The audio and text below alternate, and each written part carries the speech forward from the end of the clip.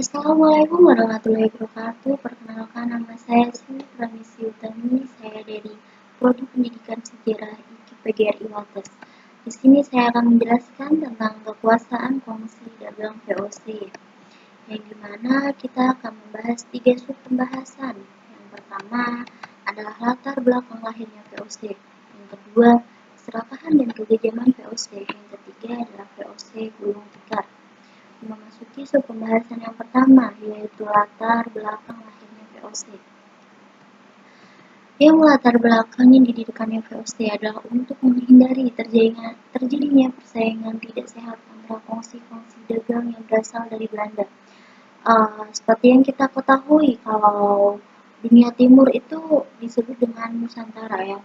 Seperti yang kita ketahui juga, kalau tujuan kedatangannya orang-orang Eropa ke dunia timur itu adalah untuk mendapatkan keuntungan dan kekayaan. Setelah mereka menemukan daerah penghasil rempah-rempah, perdagangan mereka mulai meningkat. Untuk menghindari persaingan antar pedagang suatu bangsa dengan bangsa lainnya, dibentuklah fungsi dagang, yang dimana Belanda mendirikan VOC di Indonesia. VOC atau yang bisa kita sebut dengan Perserikatan Maskapai Perdagangan Hindia Timur atau Komisi Dagang Hindia Timur secara resmi berdiri sebagai perusahaan dagang pada tanggal 20 Maret 1602 dan dipimpin oleh Gubernur Peter Wood. Yang pada awalnya VOC dipimpin oleh Dewan 17 atau The Heren 17 yang berkedudukan di Amsterdam. Kemudian agar lebih efektif dan produktif, diangkat jabatan Gubernur Jenderal yang berkedudukan di Hindia.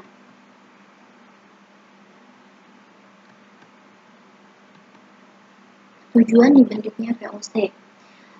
Tujuan dibentuknya VOC yang pertama adalah untuk menghindari persaingan yang tidak sehat antara sesama kelompok atau kongsi pedagang Belanda yang telah ada.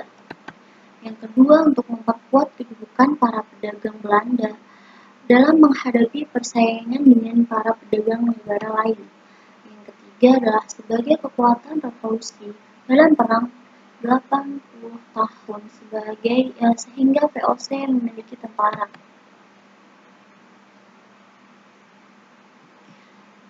Wewenang dan hak-hak VOC. Yang pertama adalah melakukan monopoli perdagangan di wilayah antara Tanjung Harapan sampai dengan Selat Magelhaens, termasuk dengan Kepulauan Nusantara.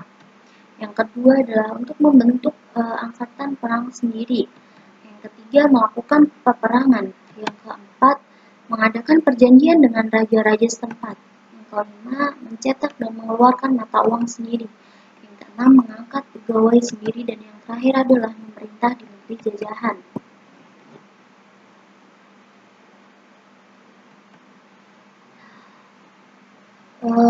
Bab yang selanjutnya adalah keserakahan dan kegejaman VOC. Yang pertama adalah merebut pasaran produksi pertanian dengan memaksakan monopoli.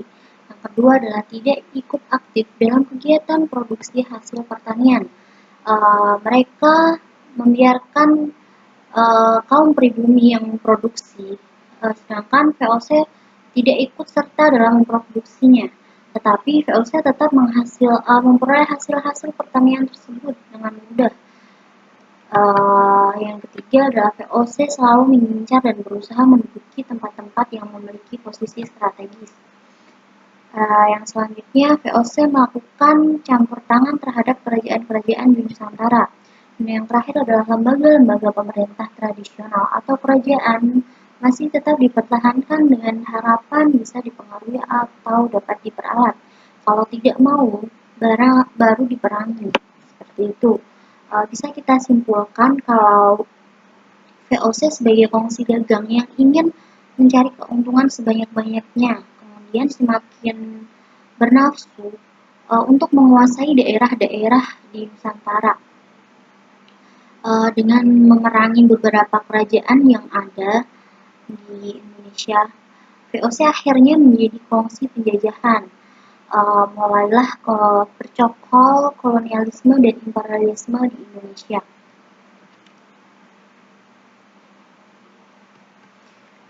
Pembahasan yang terakhir yaitu VOC gulung tikar. Pada abad ke-17 sampai dengan 18, VOC mengalami puncak kejayaannya, namun banyak juga persoalan-persoalan yang muncul. Salah satunya VOC pada tahun 1673 tidak mampu membayar dividen. Yang kedua, pada tahun 1749 terjadi perubahan lembaga kepengurusan VOC yang dapat kita simpulkan lagi. Dalam masa kejayaannya, wilayah kekuasaan VOC itu semakin maju. Ternyata dalam hal itu menimbulkan banyak sekali masalah dalam manajemen pemerintahannya, pengawasan yang tidak berjalan secara baik, berbagai penyelewangan mulai terjadi saat itu. Banyak pegawai dan pengurus VOC yang mulai hidup berfoya-foya dan mewah dengan mewah begitu. Pegawai dan pengurus VOC mulai hidup bermewah-mewah dan berfoya-foya kan. Nah, di situ banyak sekali korupsi yang semakin meraba gitu. Utang VOC yang meningkat dan khas habis untuk membiayai perang. Nah, pada akhirnya VOC bangkrut. Pada tanggal 31 Desember 1799, VOC dinyatakan bubar. Demikian yang dapat kita bahas mengenai VOC. Terima kasih. Kurang lebihnya saya mohon maaf. Billahi taufiq wal hidayah. Wassalamualaikum warahmatullahi wabarakatuh.